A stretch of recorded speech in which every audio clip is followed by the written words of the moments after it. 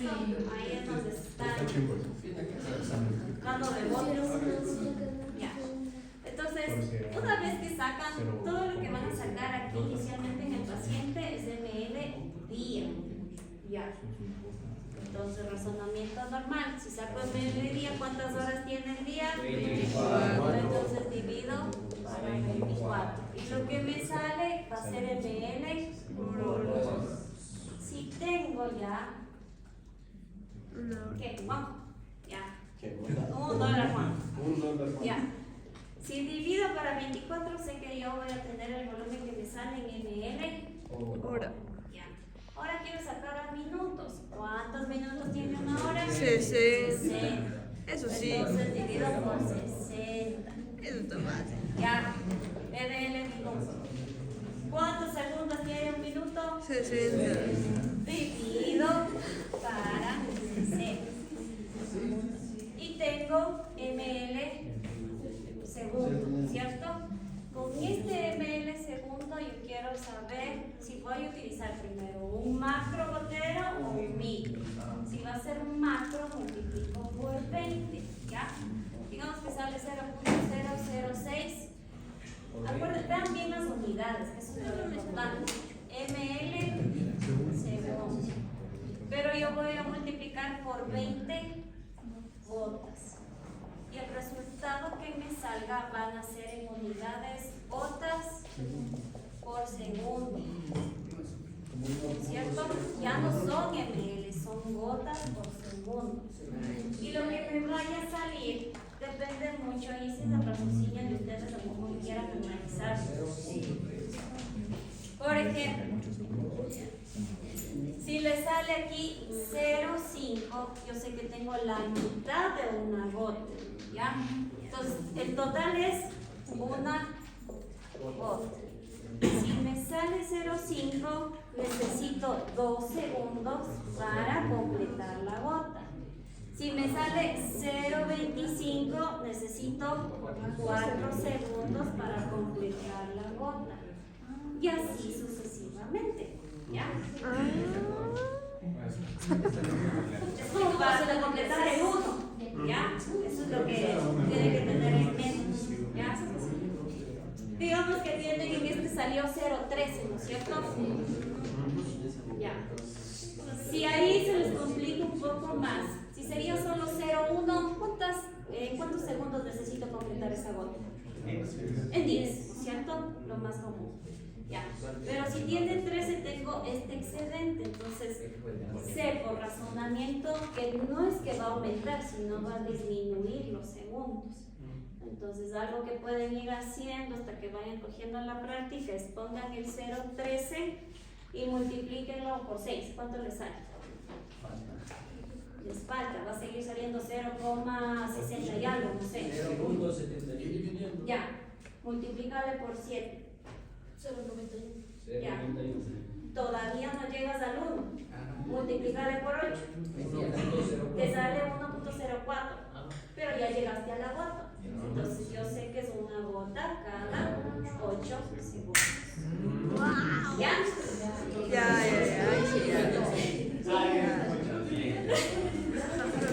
O sea, ustedes se van a torcer cuando los den así.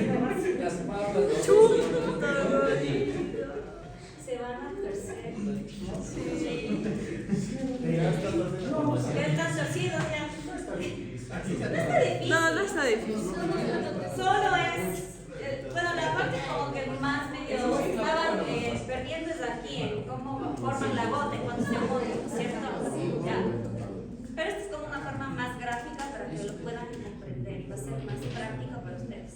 Uno, acuérdense que cuando ya multiplican por 20, ya no es ml, ya son gotas, ¿ya?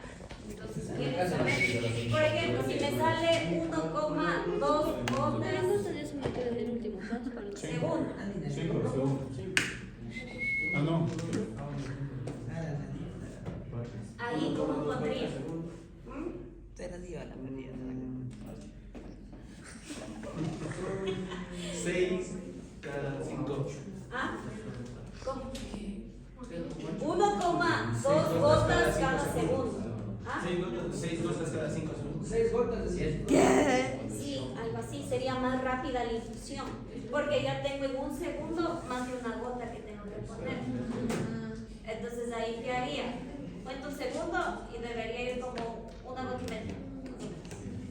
Cae la gota y como que recién se está formando la otra. ¿Ya? ¿Entienden? ¿Ya? 6 gotas encima. Pero si tenemos la bomba de difusión ya no pasa eso, ¿verdad? Exacto. Pero digamos que en algún punto se fueron a algún lado lejano. No hay luz, la bomba de infusión se dañó, ya no tiene la batería con nada. Y tiene que pasarle el argüello a ese paciente. No se recibe, no se Repetir. Solo porque no tienes bomba.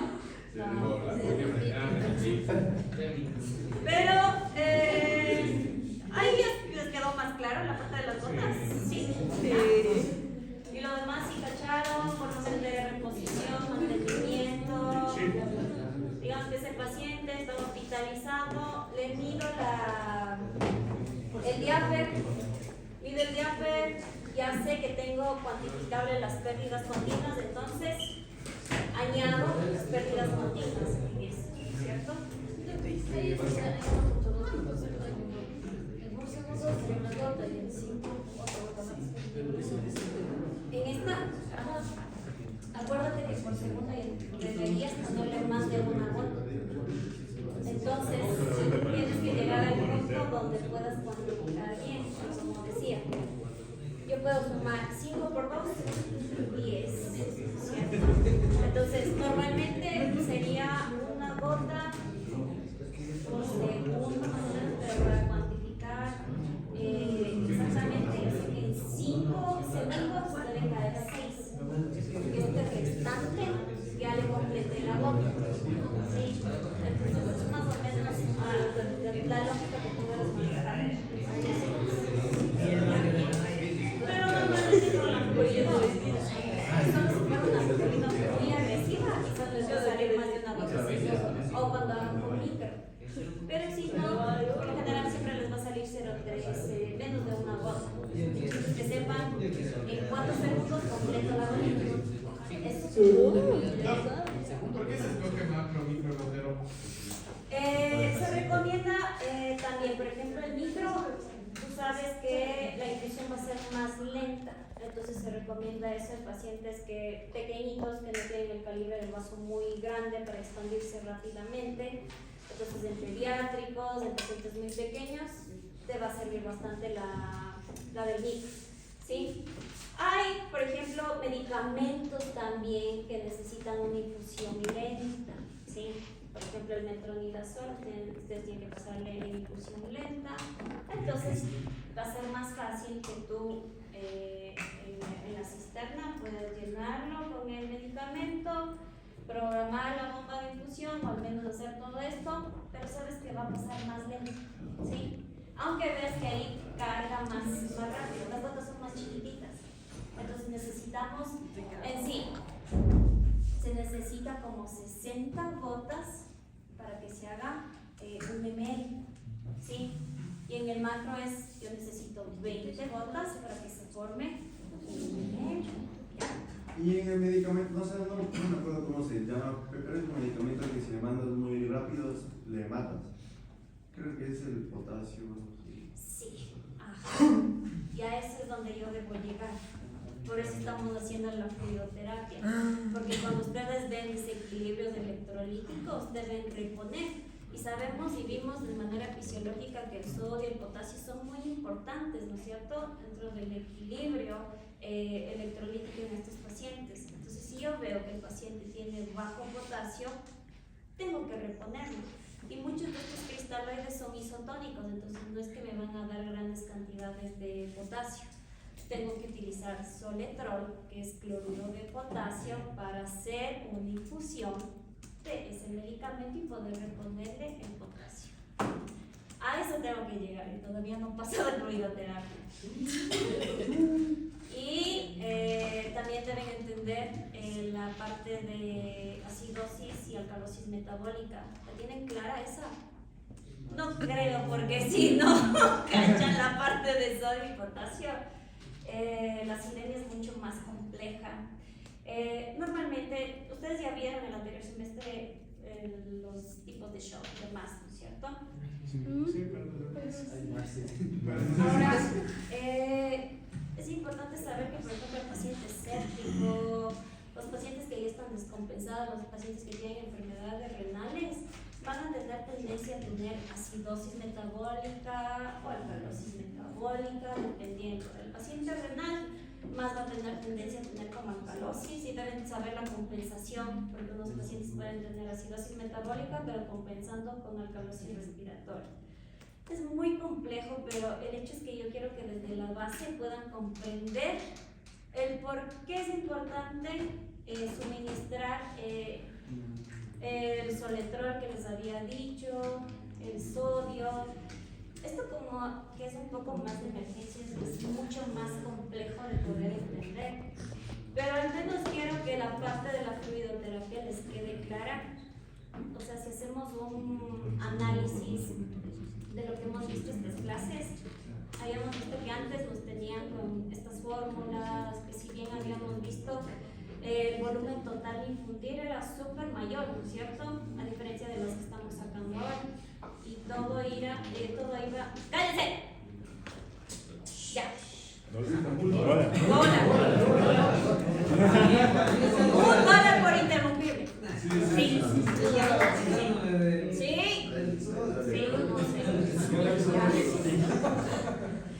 Entonces, y todo esto iba por lo que les había dicho, que era lo más importante que se había encontrado en los últimos años, que cambió el enfoque de la fluidoterapia, el glicocálix, ¿cierto? Y ahí es importante entender el por qué el glicocálix es importante y cómo nosotros podemos dañarlo mediante una fluidoterapia agresiva, ¿ya?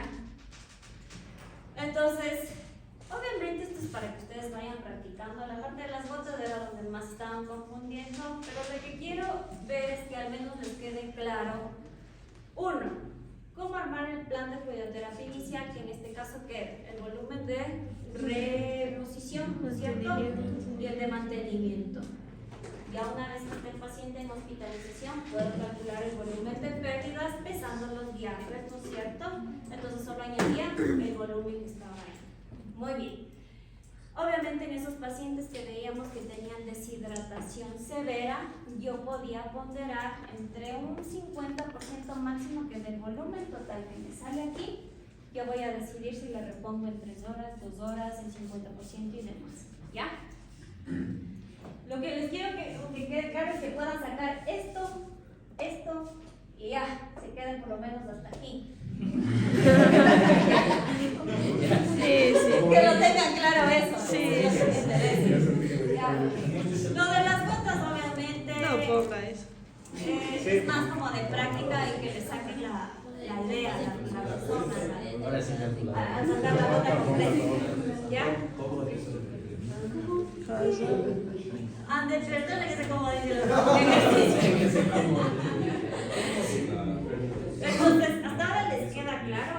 Lo que obviamente quiero que repasen, y ya cuando les pasen las diapositivas, es importante que ustedes entiendan, uno, el tipo de deshidratación que puede tener el paciente y los signos clínicos que yo voy a ver en ese paciente. Habíamos visto que tengo 3 tipos de deshidrataciones, ¿no es cierto?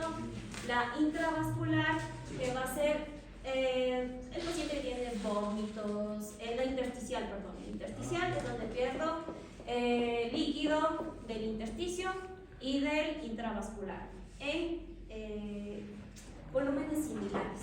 Son esos pacientes que vomitan, que tienen diarreas y demás. El intravascular son esos pacientes que tienen hemorragias, ¿no es cierto? Entonces, signos, ¿cómo voy a tener? De un shock hipovolémico. Cuando tengo un shock hipovolémico, ¿qué signos voy a encontrar? Taquicardia, taquipnea, hipotermia y demás. ¿Ya? Y la intracelular, ¿qué va a ser? Es cuando las células se deshidratan, se crenan.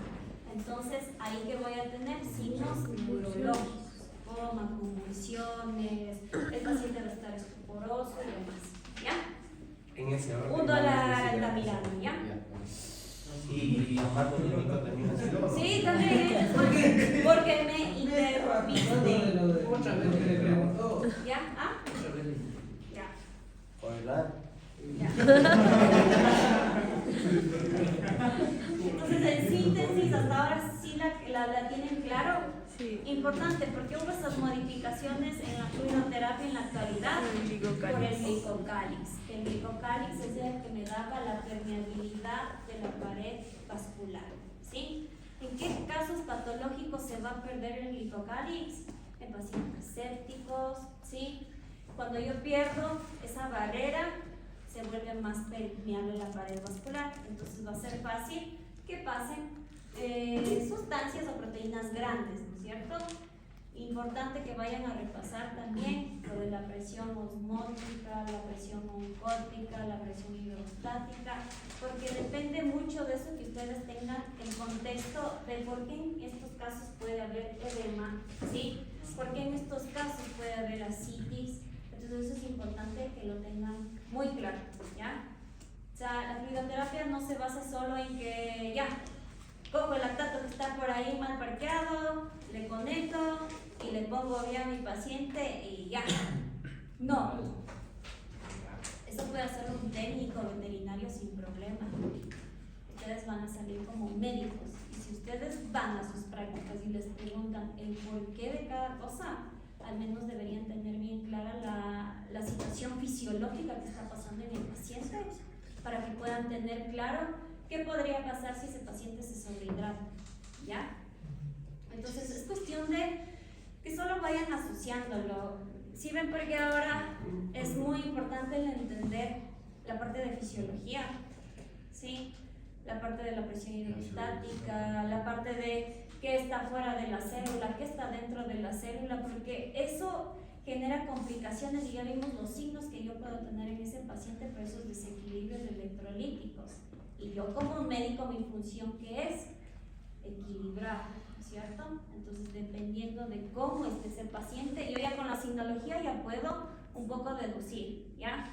Los exámenes de laboratorio me van a servir más, perfecto, pero debo tener ese criterio clínico para saber cuando repongo qué solución es la que utilizo, en qué caso recomiendo mejor que sea una transfusión, en qué casos mejor me voy a utilizar un coloide, ¿ya? Quiero que tengan ese criterio clínico para que ustedes eso lo puedan aplicar en los pacientes, ¿ya? Les van a llegar un montón de situaciones, pero el chiste es que ustedes puedan tener ese criterio de decir, este paciente está con vómitos y diarreas, pongámosle Ringer lactato. ¿Por qué? Porque es una solución alcalinizante, porque yo sé que con esto el lactato tiene concentraciones de sodio y potasio similares a la del plasma, entonces no le voy a desequilibrar al paciente, voy a reponerle todo lo que está perdiendo y demás. ¿Ya? Quiero que tengan ese criterio clínico. Les voy a pasar las diapositivas ya como para que vayan repasando y repasando, porque yo tengo que darles pacientes que tienen hiponatremia, hipernatremia, hipercalemia, hipocalemia, hipocalcemia, hipercalcemia y qué se debe hacer en cada uno de ellos. O sea, eso es mucho más pesado, este es el inicio, ¿ya? Esto no es nada, ¿sí? La parte de desequilibrios electrolíticos es muy complejo. Voy a tratar de darles lo más resumido posible para que puedan entenderlo, más que todo lo puedan llevar a la práctica, ¿sí? Incluso en esos pacientes que nosotros tenemos que reponer potasio, cuando yo repongo potasio debo hacerlo muy lento y bajo monitorización estricta, porque si hay muchos niveles de potasio, ¿qué hace el potasio en el corazón? Es cardiotóxico. Entonces yo le puedo matar a mi paciente si es que hago al avanzarme le mando cloruro de potasio, le puedo matar al paciente, ¿ya? Entonces son soluciones y son fórmulas que yo tengo que utilizar para tratar de reponer todo lo que está perdiendo mi paciente, pero en ese intento no matar, ¿ya? Pero al menos quiero que tengan un poco claro, ¿ya? Esas soluciones cuando se repone son en situaciones un poco, esos pacientes que están muy mal, muy descompensados y todo, pero al menos quiero que la tengan clara, en qué situaciones vamos a ver cada cosa. Voy a ver qué tan fácil puede ser que ustedes puedan hacer las fórmulas para recalcular. Y si no, nos quedamos por lo menos en al menos que tengan la idea de entender qué pasa en esos pacientes con desequilibrios electrolíticos y que también entiendan el desequilibrio ácido-base. Eso es muy importante. ¿Ya?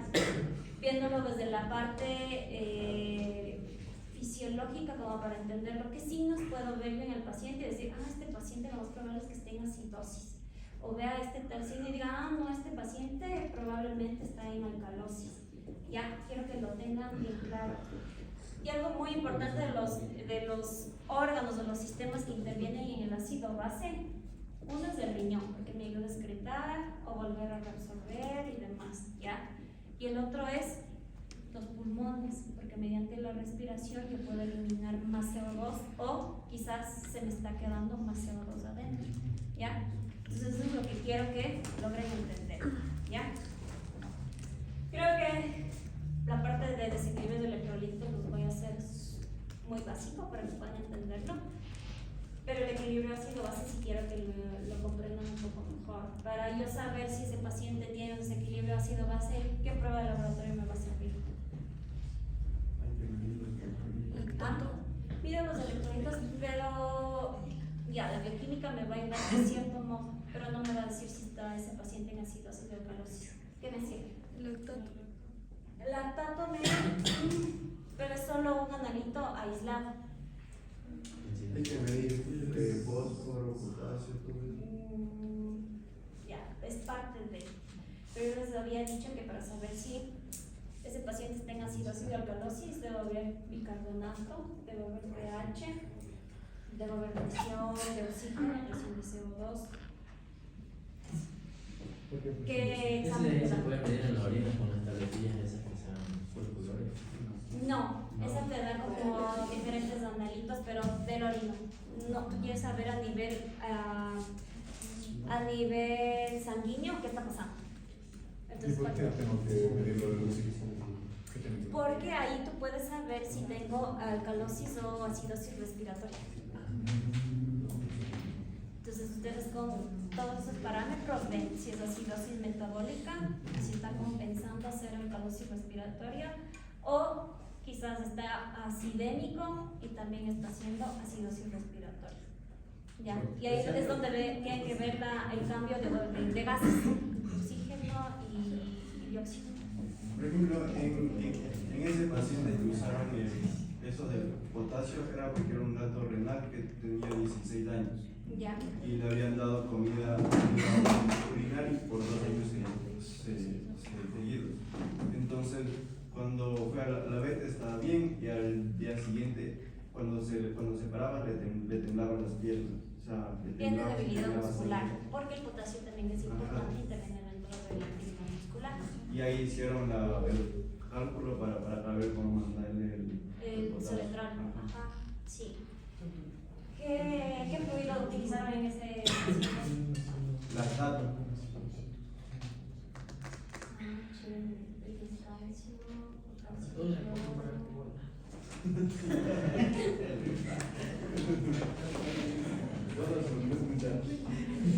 Dólar por arriba.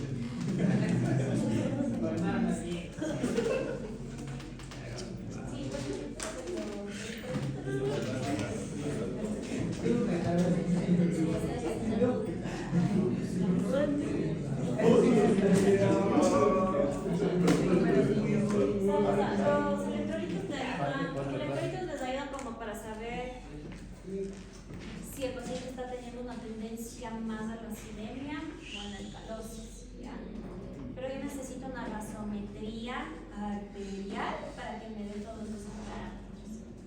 Entonces, la toma de muestra que yo voy a tomar no va a ser en la yugular, no va a ser en la safena, no va a ser en la cefálica, va a ser en una arteria. Quizás si estamos hablando de perfilatos, en la femoral es donde lo voy a tomar, o en la braquial, pero tiene que ser arterial, ¿sí? ¿Han visto anatomía de Grey, todas esas, alguna de esas series? Ahí hacen bastante gasometría, les toman. Y es un volumen muy chiquitito. Pues ahora está tan actualizada la parte de la tecnología que necesitan como 0,1 ml para resultado de todos sus analitos. Eso les sirve mucho y utilizan mucho en medicina crítica, ¿sí? Todos los pacientes que están en UCI, cualquier humano que entre a UCI, le hacen revisiones o gasometrías todo el tiempo, para ver si encontramos la acidosis o para tratar de equilibrar. Porque obviamente los pacientes que están en UCI tienen problemas muy complejos, ¿cierto? Entonces ahí es donde se va. Ya. De oxígeno, presión. CO2.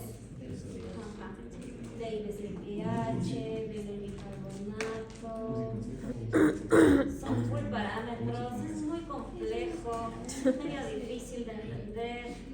Voy a tratar de hacerlo lo más fácil, por lo menos para que tengan la idea clínica de cómo reconocer a este paciente, ¿ya? Ahí le voy a bajar el voltaje. Sí. Ya. Entonces, bueno, digamos que este paciente era cardiópata, ya le hicimos toda esta reposición. Entonces sabemos que le vamos a poner 24.5 ml hora, ¿no es cierto? Pero está muy deshidratado, entonces yo a este paciente voy a reponerle el 30% del total en 3 horas. ¿Cómo le haría? Del total. Del total, ajá. El 30% en 3 horas. ¿Cuánto le haría? Del total, esto. Toca recalcular algo. Recalculo. Sí, ¿qué quiere pasar?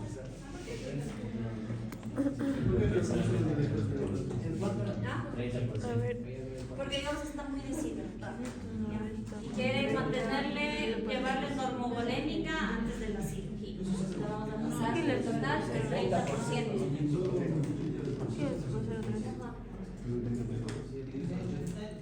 Haz que tú le des directo. El 30%.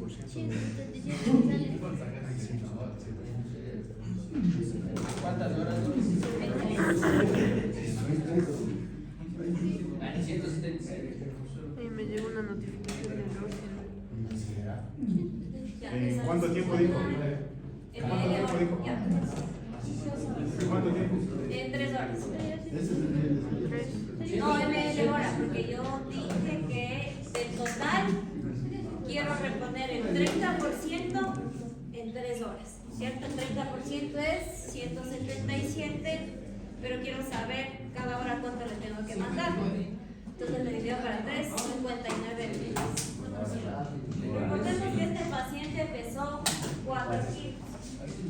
Y ahora sabemos que ya en lo que casi le van a mandar, le dicen que es cardiópata. Ya.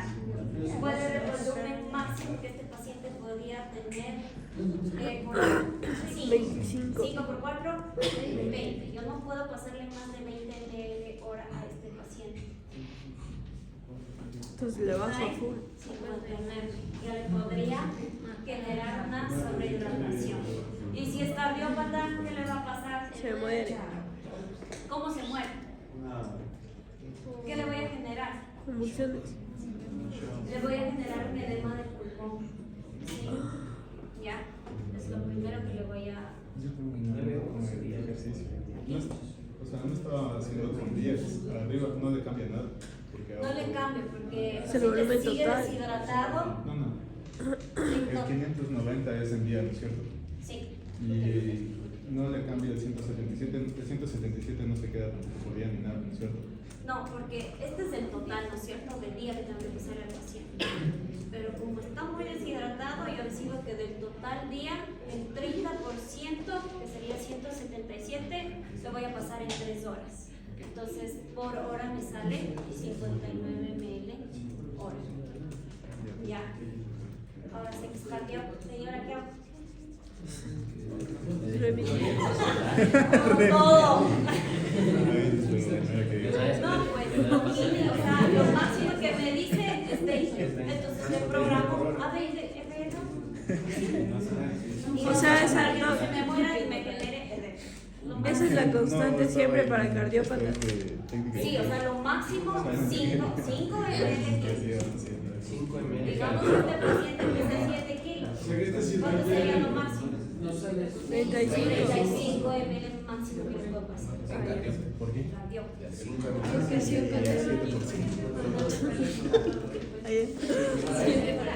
Sí, sí, Efectivamente. y viene para la cirugía, les lo mando. Entonces, les pongo estas situaciones porque muchas veces va a pasar. Porque muchas veces no es que vamos a sacar la fluido y me quedo con el valor. Debo tener el criterio médico de saber a qué paciente le estoy administrando la solución. ¿Ya? Pero no sería más fácil mandarle el 25 directo por cardiopata. Pero eso te digo, en el caso es que ya le recibieron, calcularon, no sabían que era cardiópata. Ya hicieron todos los cálculos y le salió 59 ml. Pero en eso justo le dice, no sabe qué. Ahorita me dice la doctora que ha sido cardiópata que le está dando esta pastillita. ¿Ya? Entonces ahí tú debes tener el criterio de decir, no, yo sé que máximo este paciente cardiópata tengo que pasarle 5 ml kilo hora. Entonces ahí le pones el tope que sería 20. ¿Ya? Les pongo esto como para que vayan generando su criterio clínico, ¿sí? Su criterio médico, porque no todo es blanco, no todo es negro, puede haber estas situaciones. ¿Ya? ¿Les quedó claro? Sí. Sí, no. Sí. Ya. Ahora, ¿qué pasa? Ya le puse la fluido a mi paciente, ya está súper bien, está mejorando y quiero programarle el alta para las 7 de la noche de este día. O sea, ese paciente estuvo 2 días ya hospitalizado. Es importante que cuando vayan a retirar la fluido no se le retire de manera abrupta, ¿sí? Se recomienda que si se puede programar durante todo el día, digamos que se va a ir en la noche, le voy quitando un 5% cada hora del volumen total. Digamos que le estamos mandando 60 ml de este paciente y yo le voy a dar el alta en la noche, ¿ya? Se tendría que ir bajando al menos unos 10 ml, es decir, que a las 8 de la mañana, de 8 a 9, le paso los 60. De 9 a 11 quizás le bajo a 50. De 11 a 1 de la tarde le bajo a 30. Luego le bajo a 20 y ahí ya le voy quitando ya no hice. Ya no hacer no quitarle de manera abrupta la fluidoterapia. Y más en esos pacientes que estuvieron varios días con fluidoterapia. ¿Ya? Esa es una recomendación. Y ahora sí vamos a los coloides. ¿Ya? ¿En qué caso utilizábamos los coloides? Acuérdense que los coloides son expansores plasmáticos, ¿ya? Van a expandir el volumen plasmático. ¿Por qué? Porque contienen macromoléculas que pueden ser en los sintéticos almidones o en los naturales las proteínas, que sería albúmina, ¿cierto? Ya. Entonces, estos coloides tienen propiedades oncóticas. ¿Qué quiere decir que tenga propiedades oncóticas? Que si hay aquí la albúmina que no puede pasar, va a acarrear también agua, ¿cierto? ¿Ya? Entonces eso me va a ayudar a mantener el volumen sanguíneo en el paciente por más tiempo, ¿ya? Sabemos que hay naturales y sintéticos. Los naturales, ¿cuáles eran? Sangre entera, plasma, albúmina. Los sintéticos ya vamos a ver, hay los extranos, las gelatinas y el efecto adaptaje, ¿ya? Entonces, ¿cómo hace? Digamos que este es el extravascular, ¿no es cierto? Desde el inter, ¿ya? Como son estas macromoléculas, lo que hacen es que como no pueden atravesar la barrera, ¿sí? Me van a ayudar a ¿qué? A traer líquido del intersticio. Y como esas macromoléculas se pueden quedar mucho más tiempo, yo puedo mantener ese volumen plasmático o ese volumen sanguíneo 4 a 6 horas, 24 horas, 8 horas, dependiendo del tipo de coloide que utilice, ¿ya? Por eso se los llama expansores, porque utilizamos poco contenido, poco volumen para tener mayor expansión. expansión plasmática. ¿Ya? ¿Por qué? Porque tienen propiedades oncóticas. Entonces, si en el examen yo les pongo ¿cuál es la característica principal del coloide? Tiene propiedades oncóticas, atraen agua del intersticio y duran más tiempo. ¿Ya? ¿En qué casos voy a usar? En hipovolemias graves, en anemias que aparte tienen hipoproteinemia, porque como no tengo albúmina, esa albúmina está dejando escaparme líquido al intersticio, ¿cierto? Entonces el coloide me va a ayudar a reponer de manera sintética esa albúmina que estoy perdiendo. En casos sépticos, solo se recomienda utilizar plasma, ¿sí? Y en pacientes que tienen baja la presión oncótica, ¿ya? ¿Quién es el que comanda la presión oncótica de manera fisiológica? La albúmina, porque es una proteína grande, ¿ya? ¿Sí? Dentro de los naturales habíamos hablado sangre entera, plasma, albúmina. El plasma se utiliza en bolos de 10 a 15 ml kilo cada 8 horas. Y hay que ir revisando al paciente si ya voy equilibrando los signos que puedo encontrar. Hay albúmina canina y albúmina humana. La canina aquí en el país no hay. La albúmina humana sí hay, es un poco costosa, pero puede tener bastantes efectos adversos en los pacientes que lo utilicen. Entonces, en casos excepcionales sí se los utiliza. Puedo ver efectos adversos como de un shock anafiláctico, edema, prurito, urticaria, eritema, es lo que yo voy a ver en ese paciente. Y en caso de que tenga que hacer una transfusión, ¿cambia algo entre razas? O sea, yo puedo hacer transfusión. Ese es un tema que les voy a dar más adelante, la parte de la transfusión, que es muy interesante. Pero la primera vez que ustedes van a transfundir, acuérdense que aquí en el caso de animales no es que hay un banco de sangre con tipificación. Hay en Quito, pero porque es muy mínimo. Entonces, ¿qué se hace? La primera vez, hablando de perros, tú puedes utilizar a cualquier donante. No es necesario tipificar el tipo de grupo sanguíneo. En gatos también puedes hacerlo. Tienes mayor probabilidad de que tenga reacciones de hemólisis en la sangre de perro a gato que de humano a gato. Entonces existe estudios recientes que han hecho xenotransfusión. La xenotransfusión es transfundir una sangre de diferente especie, ¿ya? Entonces se puede hacer xenotransfusión de un humano, un gato, un humano, un perro, solo la primera vez, porque ahí los antígenos no van a tener tiempo de detectar.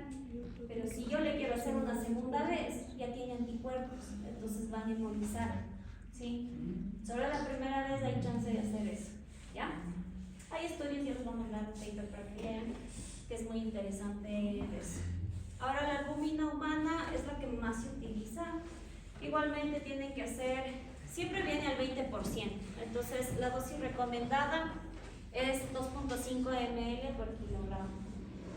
Ahora, como sabemos que la albúmina humana puede generar varios efectos adversos en el paciente, se recomienda que inicialmente empiecen con un bolo chiquitito de 0.5 ml kilo los primeros 15 minutos y le van revisando al paciente.